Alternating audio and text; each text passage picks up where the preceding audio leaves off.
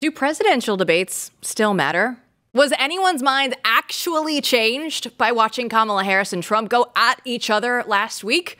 James Poulos, BlazeTV host of 0 Hour, thinks not. He joins us now to explain why. So James, I mean, come on, let's break this down. When we look at it, why do you think that debates are dead right now in the current political culture? Tune in, look on TV. Are these debates? Does anyone see a debate taking place here? It's a battle of memes. Memes ate the debates. We're not living in Lincoln Douglas times anymore. The book isn't the most powerful communications technology out there. Even the television isn't. So, I mean, you know, love it or hate it, it's time to recognize two people thoughtfully reviewing the evidence and making well-formed arguments in order to find the real truth. That's not what's going on here.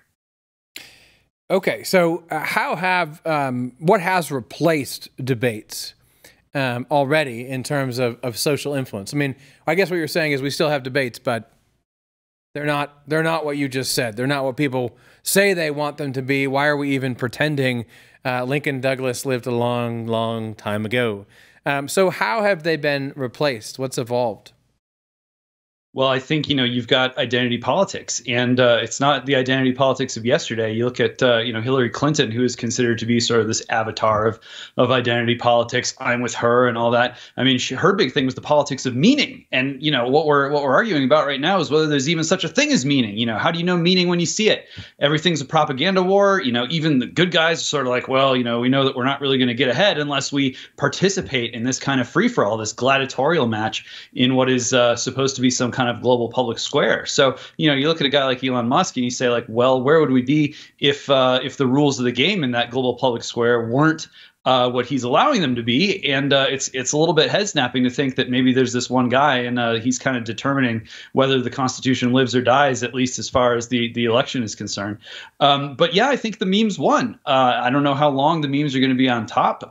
You know, people are starting to look toward artificial intelligence for all the answers. And if you're looking toward some cluster of computer intelligences to tell you everything about who you are and why, then you're probably not going to look to the memes anymore. So all is in flux. And this is an important time to not get confused. It's obviously you can have a lot of fun with the memes, and sometimes they tell more truth than these supposed truth tellers or journalists out there. But you know, I think you got to watch everything that you see with a grain of salt. All right, James, we need to talk because I'm a Swiftie. And you have another piece on Return explaining how Donald Trump could be the voice for women who don't like Taylor Swift. So what do you mean by that? What are we doing? Well, yeah, I mean, talk about a lack of debate. You've got Donald Trump dropping one of those immortal pieces of social media that he does so well, love him or hate him.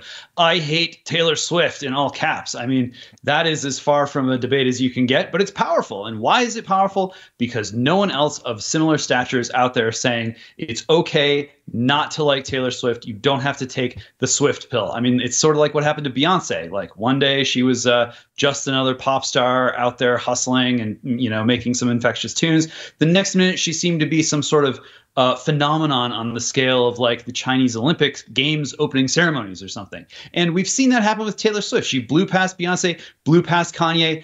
She's really become kind of this machine. There's some incredible stuff coming out recently about Irving Azoff, the sort of super agent and this kind of world that he's constructed with Live Nation and these other mega corporations. Taylor Swift is part of that beast, and especially with you know, her celebrity boyfriend in the sports world, and now the endorsement of Kamala Harris, she's really taken on these kind of superhuman proportions. And for, you know, I hear from women and I hear from guys, wives, girlfriends talking about how, you know, they really aren't feeling the tay-tay anymore. And that has become something that, you know, this is chilled speech. It's something that you're not supposed to say. People get mad at you if you say it, but it's out there. And it was remarkable to me that, you know, love her or hate Donald Trump.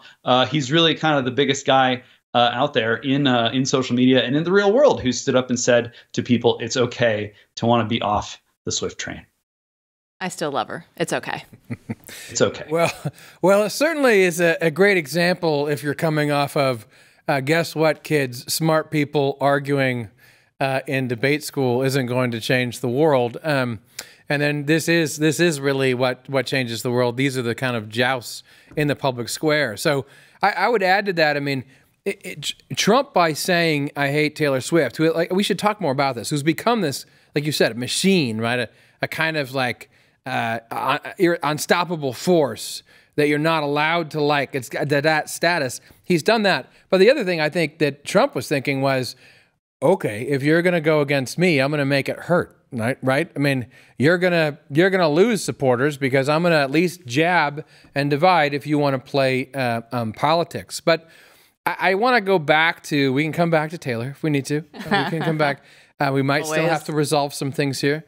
But I think that I want to go back to this idea about what is truly driving public discourse. And I think there are a lot of people hanging on to what you describe who refuse to believe that anything else other than, argument back and forth will resolve and ultimately save America. And I think you should say more about that, because they would say, well, what will work then? I'm about finding the truth. And the only way we can find the truth is to have smart people say the right words and reveal the truth through these words while they joust on stage. And oh my gosh, it hasn't happened in decades, but maybe it will happen tomorrow. So what is the answer? 60 seconds, James. Yeah, well, I mean, you want to see how the smart people talking about stuff to make truth thing is working. Take a look at science. I mean, the replicability crisis is a nightmare. They all did really bad on COVID. There are signs everywhere. Taylor was known for her authenticity and her vulnerability. But you look at that endorsement statement of Kamala Harris, it's just boilerplate straight out of like wokeai.com or, wherever you get your woke AI from. It wasn't very authentic. It wasn't very heartfelt. It didn't speak the truth, right? It didn't feel like the truth. And I think communication with people at scale where you're being spiritually open and vulnerable to them in a way that has authenticity to it, I think that's where the future's at.